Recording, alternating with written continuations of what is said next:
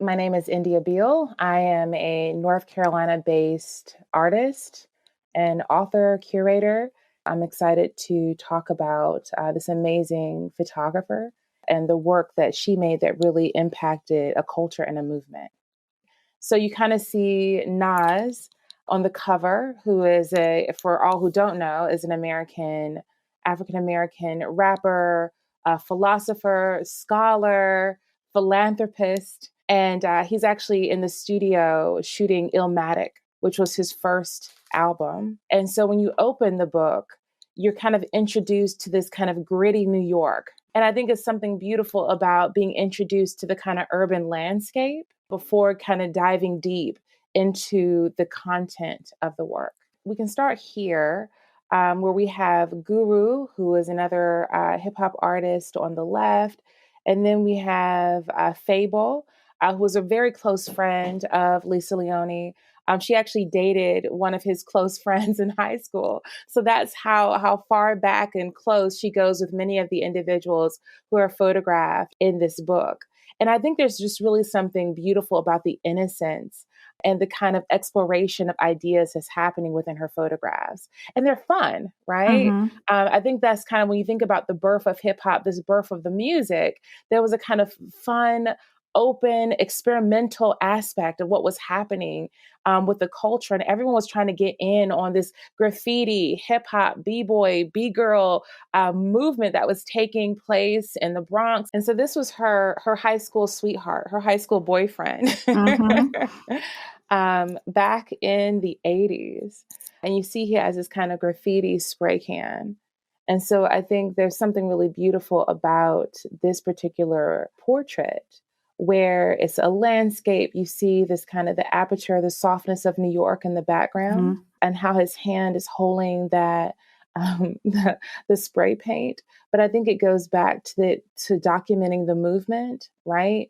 Documenting the voices that were laying the foundation for this kind of cultural phenomenon that was taking place in New York City. Mm-hmm. And so in this particular portrait, we're focusing so much on Carlos, right? But we know that New York is ever present in the background of the photograph. But this is a young Mary J. Blige. And for me, when I see this portrait and this hairstyle, it just represents so many things in my own youth in terms of the culture, but more importantly, the innocence of Mary J. Blige. Mm-hmm. Like there's no glamour, there's no makeup. She looks so young in this picture, and the way in which she's staring at the camera. It seems like there's a moment where she's even herself unsure about how to look or how to pose for this. Yeah, I love too that I think you could see Lisa's profile reflected in the eyes of Mary J. Blige. So when you say "here I am," it's two people. It's the person posing for the portrait and the photographer. I asked Lisa, I said, well, why here I am? And she said to me that here I am isn't just about her. In many ways, she said, it's not even about me. Mm-hmm. It's about the individuals I was photographing. Here we are together, documenting and showing the kind of birth of something that she said even herself, she didn't know would evolve into what it is today. Mm-hmm.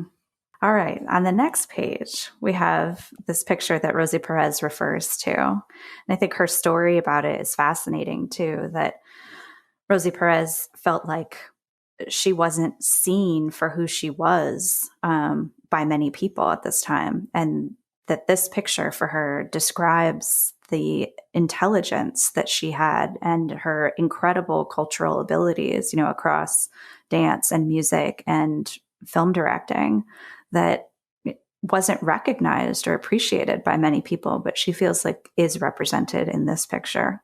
I thought as well that Rosie Perez's text was very powerful. And, in thinking about just the time, but also the type of music that was being made, where in many ways women weren't necessarily valued, right? The way in which we would as myself as a photographer, as a Black female photographer, and in terms of how I would want to be valued. And so Rosie Perez's text really hit home for me, because I think even now, many Black female photographers, directors, cinematographers are literally laying the foundation for the history of what photography is going to look like in terms of the history of Black women, women of color in general in photography. I went to Yale School of Art for photography. And at that moment, I was the only African American in the program. I was trying to think of other African Americans who had come through the program, and even asked about, other African Americans who had come to the program, but those names were limited. And so for me, going back to this idea of history and where, as photographers, where do we lie in the history of our medium? I think that photo books play a special role in terms of providing access to young people where, unless they're going to a museum, may not encounter the work that you're making. Mm-hmm. And so, like, even for myself, I didn't go to museums when I was a kid. I didn't know about curators or galleries or any of those things, and not until I got to college. And so I think what the photo book does is it becomes an extension of the museum. It allows the audience, especially young audiences, to experience these pictures, but not only to experience them, but to own them, Mm-hmm. right? Yeah. Like, you actually get to take it home with you, Right. And so there's something about seeing an object in a museum, but then going home and being able to see that in your home and holding that, and being able to access it on those levels, which makes the photo book so important, especially in documenting the work of women of color as well. Mm-hmm. Yeah, I think you're right that there's some element of it. It's elevating the work above even what people call the democratic medium of Instagram today, because those pictures aren't lasting, they're fleeting. Right. And so to have it contained in one place, to be collected by a library or by individuals, means that you can come back to it in a way that, Instagram photos are always, we lose them kind of quickly. There's a short cultural memory, but a book has a very long memory. So we're looking at a portrait of Eazy-E on the set of Run DMC's Down with the King video. When I see this portrait of Eazy-E, I was thinking about Nas's text that he wrote for this book. And the fact that, a lot of times when you look at this book, you don't just think about the individuals who are featured, but also the individuals who are living and the ones who are no longer alive, Mm-hmm. right? And so I think it was something really interesting about this portrait that Lisa took, where there's a single light, on his face that's highlighting these sunglasses. But through the sunglasses, you can see his eyes, Mm-hmm. right? And this intense gaze that he's giving to Lisa as she takes this picture.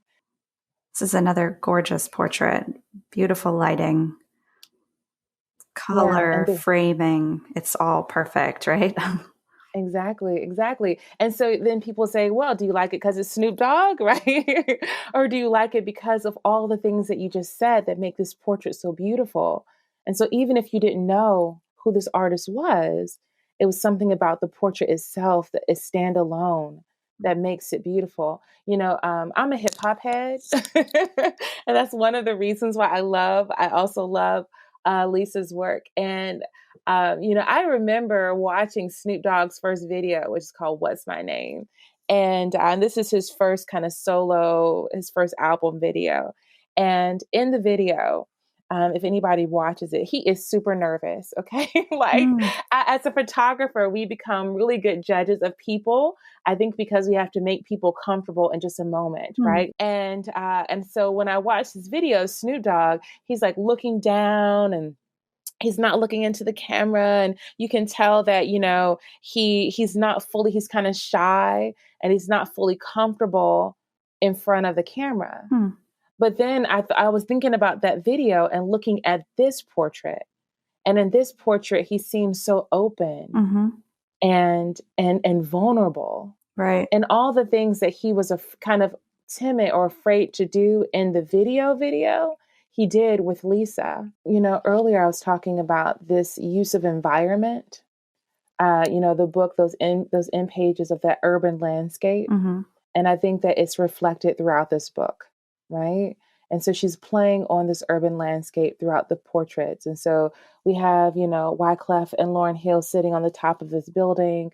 Again, this is early Fugees, they're like, kind of hitting the music industry, but their urban landscape is ever present Mm-hmm. in the back of so many of Lisa's photographs. Yeah, it's an incredible background. The way she uses the white space to draw your attention, and also it's this descending line of the buildings. She's got, and the triangle with the guitar. It's just perfect. And I think about these young Black men, right, and young women of color who are being documented, in during this kind of movement that's taking place in hip hop. And it goes back to what I think Rosie Perez was saying, is that when people, in order to understand what they were doing, they try to put it in this box, right? Mm-hmm. And I think something that Lisa's doing that is really profound is that she's showing the human aspect of these artists, of these Black artists, right? Whether it's, the image that you have, this double portrait, one looks like he's in thought, Mm-hmm. right? Possibly not even aware that the photograph is being taken. And then in the other, we have a much more direct gaze. I was so glad to read this quote because you've talked about the youth of the people too. And it's so interesting to hear Nas reflecting on his own experience looking at these pictures, because certainly that picture of him on the cover, he looks so young. Yeah. And, he says here, nostalgia can be great, but can also be a tough thing. And on one hand, it's crazy to see how I lived and what I survived. Thinking of the folks I lost along the way haunts my minds at times. And then he says, on the other hand, it feels incredible to know I've survived and that a lot of folks around me are alive and healthy.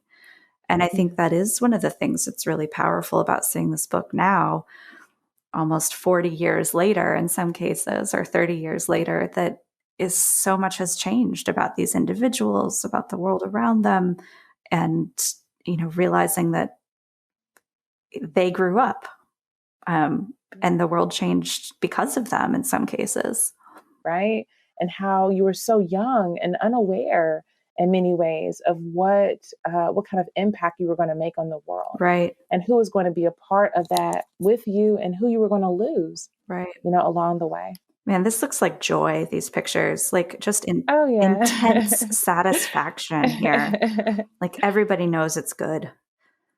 I mean, this is Nas Illmatic. And to know that Lisa, first and foremost, was present for this blows my mind, But you're right. I mean, there was a magic. You have Q-Tip and all these people in this session, kind of, gazing at this performance that's taking place with this young man who's probably all of 17 or 18 years old, speaking a truth. The thing about Nas, and one of the reasons why I think they put him on the cover of the book, is that he is a storyteller in terms of talking about that urban landscape that's on the end pages of her book, right? Like he narrates the lives of so many people who either were tragically impacted by that urban landscape or who were able to overcome what was happening within that space, within that environment. And so I think that there was magic taking place in this portrait. And the lighting of it is beautiful. And the softness of it in this film, the grain, all of it just kind of adds to the magic. And I love that it's in black and white, right? It seems everlasting. Right. Thank you so much, Endia, for talking to me about Here I Am, this book of photographs by Lisa Leone.